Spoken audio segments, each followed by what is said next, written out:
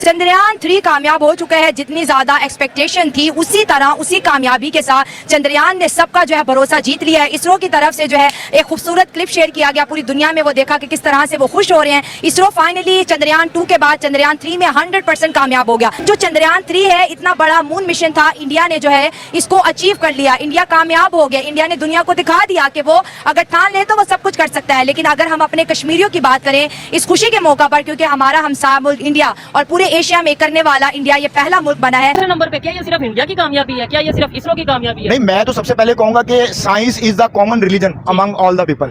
और यहाँ पे नफरत फैलाई हुई है कि उसने वैसे कर दिया। और इस नफरत के पीछे क्या है? 1804 अरब रुपए का बजट। पाकिस्तान के जितने 25 करोड़ लोग हैं वो अभी चांद पर ही रह रहे हैं। अब मैं आपको बताता हूँ कैसे। ना चांद पर बिजली है, पाकिस्तान में बिजली नहीं है। ना चांद पर पानी है, पाकिस्तान में भी पानी नहीं है। भारत का मिशन चंद्रयान 3 चांद पर उतर गया है और ये चांद के ऊपर जमीन कब्जा करने के मुकाबले में इंडिया चौथा मुल्क है जिसको फतेह हासिल हुई।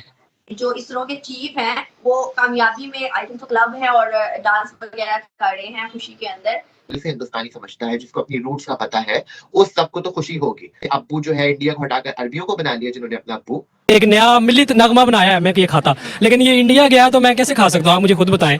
जहाज पे जाना कोई बड़ी बात नहीं है।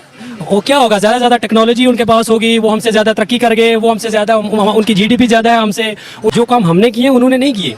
हमने क्या किया जो उन्होंने नहीं किया? हमने कौमी तराने बनाए हैं। अच्छा, हमने ये उन्होंने नहीं किया। हाँ, हमने कौमी तराने बनाए हैं। इंडिया वाला जब वहाँ स्पेस पर गए ना तो वो परेशान हो गए। अगर सुलह हो जाती है, हम किसी ट्रीटी पे साइन कर लेते हैं। आज पीस ट्रीटी पे साइन हो जाए कि 100 साल के लिए हम जंग नहीं लड़ेंगे, ठीक हो गया। 100 साल के लिए हम अमन के अब दो भाई सुकून से हम साइयों की तरह रहेंगे। ऐसे ही है। ठीक है, तो मेरे बताएं 1804 रुपए तो लोग सवाल उठाएंगे। दुश्मन ने अगर आंख उठाकर देखा तो उसको जो है वो चीर के रख देंगे, और वहाँ दुश्मन जो है वो हमारी कश्मीर की बच्ची और माओ को चीर रहा है। तो इसलिए हम तो, हमारे दिल तो आपको पता है, जो दर्द हम दिल में रखते हैं वो और कोई नहीं रखता। रोड पे इश्कोले खाते हुए आते हैं और आके कहते हैं आपने हमें मौका दिया तो हम तकदीर बदल देंगे। पहले रोड तो बदलो भाई, उसके बाद तकदीर बाद में बदल लेना। इवन पाकिस्तान अगर मेहनत करे तो हम तो यही चाहेंगे Pakistan first. As a Pakistani हम तो यही चाहते हैं कि पाकिस्तान तरक्की करे, लेकिन हमारे इस तरह मुंह बंद नहीं किए जा सकते कि जनाब इंडिया का तरक्की कर रहा है तो हम उसके ऊपर अप्रिशिएट ना करें। हम ये मुंह बंद नहीं कर सकते। देखो, दुनिया ग्लोबल विलेज है, हम बात करेंगे। देखिए जी, हिस्ट्री का हर बंदे का देखने का एक अपना तरीकाकार होता है। लेकिन 1947 से हम दोनों ने इकट्ठा सफर शुरू किया था। उन्होंने भी इकट्ठा सफर शुरू किया था, हमने भी इकट्ठा किया था। और उधर जो जमहूरी इक़्तिदार है वो माशाल्लाह इतनी ज्यादा प्रिवेल कर चुकी है, डेमोक्रेसी उधर वहाँ पे इतनी स्ट्रांग हो चुकी है कि वहाँ पे माशाल्लाह का तो सवाल ही नहीं पैदा होता। मिली नगमे हमने बनाए, उसकी मिठाई हम खाएंगे, लेकिन स्पेस पे जाके तरक्की इंडिया ने की, उसकी मिठाई हम नहीं खाएंगे। जय हिंद दोस्तों, चांद पर भेजा गया भारत का तीसरा मिशन कामयाब हो गया है। चंद्रयान 3 ने चंद्रमा के दक्षिणी ध्रुव पर सॉफ्ट लैंडिंग कर ली है। अब नजरें प्रज्ञान रोवर पर हैं, जो स्थितियां सामान्य होने के बाद चांद की सतह पर चलेगा। चंद्रयान 3 के लिए आने वाले 14 दिन बहुत ही अहम होने वाले हैं। सॉफ्ट लैंडिंग के बाद अब नजरें प्रज्ञान रोवर पर हैं, जो स्थितियां सामान्य होने के बाद चांद की सतह पर चलेगा। विक्रम लैंडर के अंदर मौजूद रोवर प्रज्ञान बाहर निकल चुका है।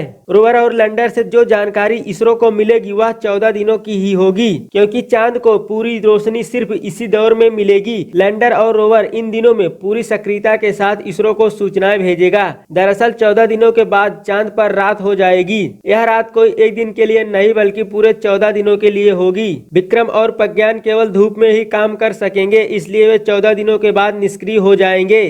प्रज्ञान चंद्रमा की सतह की रासायनिक संरचना, मिट्टी और चट्टानों की जाँच करेगा। यह ध्रुवीय क्षेत्र के पास चंद्रमा की सतह के आयनों और इलेक्ट्रॉनों के घनत्व और थर्मल गुणों को मापेगा। सबसे खास बात यह है कि इस क्षेत्र पर पहले कभी कोई नहीं गया है। जब इसकी बारे में जो लिख रहे हैं, बोल रहे हैं, सब कह रहे हैं 4 countries that went on the moon, 4 मुल्कों ने वहां गए। तो पहली तो बात गलत है, क्योंकि एक उनमें से 4 में से एक मुल्क तो उसका वजूद ही नहीं रहा। The Soviet Union does not exist. और रशिया ने अपनी काबिलियत पिछले हफ्ते बता दी कि it can not do it. तो to give Russia credit for what Soviet Union did is not fair. तो बेसिकली 3 मुल्क गए हैं चांद पे, वो है अमेरिका, चाइना और इंडिया। रशिया ने अच्छी कोशिश की but failed. So that is one thing that should be made clear. दूसरी बात मैं ये कह रहा हूँ कि ये देखें कि किसने नहीं भेजा। पूरे यूरोप ने एक भी नहीं भेजा चांद पे। Developed first world, Europe, Canada, Australia, Japan, South Korea, Taiwan, these countries which have been so developed, advanced, rich, इन लोगों ने नहीं पहुंचा। इट्स लाइक सेइंग कि भाई आप फेरारी में पहुंच गए तो पहुंच गए, ठीक है, लेकिन हम हमारी बग्गी में तो पहुंच गए, but we got there. India में $77 मिलियन में पहुंच गए वहां पर। It's such a low cost project and far more accurate. Luna के 200 मिलियन खर्च किया रशिया ने on that failed project. So it's a huge achievement. India की जो इंजेन्युइटी कहिए आप, उनकी इनोवेटिवनेस, सोच का हिंदी में अगर आप जुगाड़ करना है, they have done it. That is very very impressive, very very important. और देखिए ये ना मार्वल करना चाहिए। मैं भी आज 1-2 शोज किया हूँ इस पर तो 1962 में ISRO का प्रोजेक्ट किया था, उसी साल जिस साल चाइना से जंग हारी थी इंडिया। तो इंडिया जब इतना गरीब मुल्क था, मतलब मैं क्या बता सकता हूँ, 1960s में, for a small and for a poor country to have such a rich vision is amazing ना। तो सोचो आप 62 में सोचे थे कि हम स्पेस में जाएंगे। 75 में इंडिया का पहला वो सैटेलाइट गया आर्यभट्टा, फिर उसके बाद 80s में India went first cosmonaut India की तरफ से गया into space. So India has been pursuing space, ये कोई ऐसा फ्रीक चीज नहीं है, मतलब ये खुद चंद्रयान 3 है, चंद्रयान 1 गया, इसके बाद 2 गया, उसके बाद 3। So India has been doing this consistently, India ने कई सैटेलाइट भी लॉन्च किए हैं। So it continues to show कि India even when it was poor and even when it was behind the rest of the world, it had a big vision of greatness हमेशा था। So that is एक remarkable चीज के ना सिर्फ हम ये करके दिखाएंगे, हमें ये करना है। तो ये बात इज समथिंग ये ना ब्राजील ने सोचा, जो इंडिया के लेवल के मुल्कों को देख लें आप, जो ग्लोबल साउथ के हैं, उन्होंने नहीं किया, जापान ने नहीं किया, they could have done it. अब कहते हैं कि no we have the capabilities. Capabilities is like saying मैं चाहा तो 50 सेंचुरी मार लूंगा। अरे भाई मार के तो बताओ, फिर देखेंगे। टॉक इज चीप ना, कि हम ये कर सकते हैं, वो कर सकते हैं। So I think it's a great day for India. India has arrived on the global sphere. अब आप ये नहीं कह सकते कि India is a developing country. India is not only a developed country, India is an advanced country. जरा मैं आपको कह रहा हूं, सिर्फ 3 मुल्कों के पास ये काबिलियत है टू डू। सारी दुनिया जमीन से चांद को देखती है, इंडिया चांद से जमीन को देखता है। अनम देखिए, मैं आपको बताऊं, जब आप ना एक चीज के पीछे पागलों की तरह से लग जाते हैं ना किसी चीज पर, तो फिर एक शाहरुख खान का भी डायलॉग है कि पूरी कायनात आपको उससे मिलाने की साजिश में लग जाती है, ठीक है ना। तो अब इंडिया ने 2 बार फेल हुए, उन्होंने वापस ट्राई किया। जब आप एक उसके ऊपर इतनी मेहनत करते हैं, आप गिव अप नहीं करते ना, तो वो चीज तो सक्सेसफुल होती ही है। जहां तक बात रही मेरी फीलिंग की, जो भी अपने आप को दिल से हिंदुस्तानी समझता है, जिसको अपनी रूट्स का पता है, उस सबको तो खुशी होगी। जो अपनी रूट से बाहर हो चुके हैं, जिन्होंने अपने अब्बू जो है इंडिया को हटाकर अरबियों को बना लिया, जिन्होंने अपना अब्बू, वो नहीं कर सकते। वो इस चीज के अंदर खुश नहीं हो सकते। उनको पता होना चाहिए कि अगर इंडिया किसी चीज में वो रहा है, तो इसके मतलब ये नहीं कि आप जेलस हो, आप भी इंडिया के अंदर से ही निकले हो। तो इसका मतलब ये नहीं कि आप जेलस होकर बोलते रहो जी इंडिया चांद पर पहुंच गया तो क्या हो गया, हम लोग चलो। और मैं एक और बात बताऊं, पाकिस्तानियों पर बहुत क्रिटिसिज्म होता है कि पाकिस्तानी चांद पर नहीं जा सकते। पाकिस्तान के जितने 25 करोड़ लोग हैं, वो अभी चांद पर ही रह रहे हैं। अब मैं आपको बताता हूँ कैसे। ना चांद पर बिजली है, पाकिस्तान में बिजली नहीं है। ना चांद पर पानी है, पाकिस्तान में भी पानी नहीं है।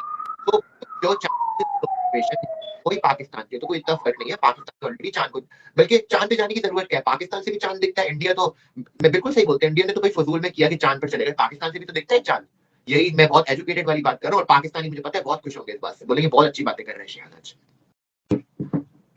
बिल्कुल ऐसे ही शान, ये बात रियलिटी है, क्योंकि मैंने पब्लिक रिव्यूज दिए, तो मैंने पूछा कि भाई चांद पर जाना है आपने भी, तो वो कहते हैं हाँ जाना है। मैंने कहा क्यों जाना है, भाई ये तो सोचने वाली बात है, क्यों जाएंगे हम चांद पे। तो मतलब हमारे कोई विजन है ही नहीं, हम लोग तो कुछ भी बिना सोचे समझे बस बैठे हुए और करते जा रहे हैं।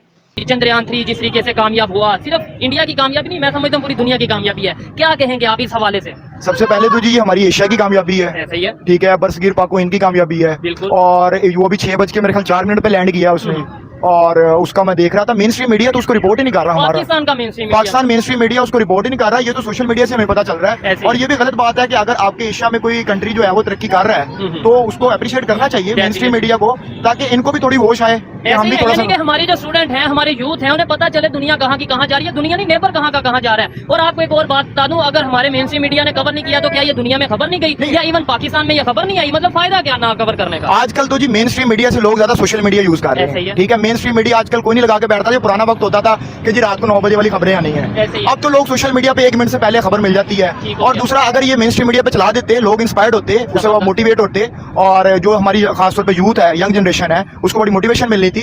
और इसका जो इसरो है ना, ये इंडियन स्पेस रिसर्च ऑर्गेनाइजेशन के नाम से एक इदारा है, ठीक है। और इसका माशाल्लाह उन्होंने बड़ा बजट रखा हुआ है, $1.93 बिलियन आई थिंक, इतना उनका है। और हमारा उसके मुकाबले में स्पार्को है। और मजे की बात तो स्पार्को तकरीबन 8 साल पहले जो है वो बन चुका है, 8 साल पहले बन चुका, और हमारा $25 मिलियन है। तो उनका हमसे 4, 5, 6 गुना ज्यादा बजट है। एक और चीज आपको इसी के अंदर बता दूं, मैं भी स्टडी करके आया हूं प्रॉपर। आपने बोला 1.5 बिलियन, या जितना भी आपने ऑलमोस्ट बोला कि उनका इतना बजट है, 2.5 बिलियन तो खाली स्टॉक मार्केट में उनकी वैल्यू बढ़ गई है। स्पेस की जो स्टॉक मार्केट है, मतलब इंटरनेशनल लेवल पे जो इन्वेस्टर हैं, जो कंपनीज हैं जो इन चीजों को डील करती हैं, उन्होंने उनके जो स्टॉक हैं उनके वो वैल्यू बढ़ गई है। यानी वो अगर इतना लगा रहे हैं, कई गुना ज्यादा वो कमा भी लेंगे। देखिए ना, यही तो जो कौमें होती हैं वो इस तरह की तो प्रोजेक्ट्स लेके आती हैं। अब देखिए हमारे प्रोजेक्ट्स क्या है, लंगर खाना, मैं इसको बुरा नहीं कह रहा, बहुत अच्छी चीज है, मिल रहा है, बहुत अच्छी चीज है। लेकिन मैं कंपेयर कर रहा हूँ कि हमारी प्रायोरिटीज क्या है और उनकी प्रायोरिटीज क्या है। अब देखिए, जब ये चंद्रयान 2 फेल हुआ है, ठीक है, उस टाइम फवाद चौधरी था हमारा साइंस एंड टेक्नोलॉजी का मिनिस्टर, वो कह रहा है कि इनको क्या पापड़ बेलने की जरूरत थी चांद पे भेजने की। और फिर अभी ये चंद्रयान 3 की दफा उन्होंने ये कहा कि हमारे मेन स्ट्रीम मीडिया पे दिखाना चाहिए, उन्होंने ये ट्वीट किया, वो लहदा बात नहीं दिखाया गया। तो ये मतलब क्या समझते हैं आप? और दूसरे नंबर पे, क्या ये सिर्फ इंडिया की कामयाबी है, क्या ये सिर्फ इसरो की कामयाबी है? नहीं, मैं तो सबसे पहले कहूंगा कि science is the common religion among all the people. Simple, ठीक है। तो जो साइंस है वो तो तरक्की जब होगी तो उससे फायदा तो पूरी दुनिया को होगा,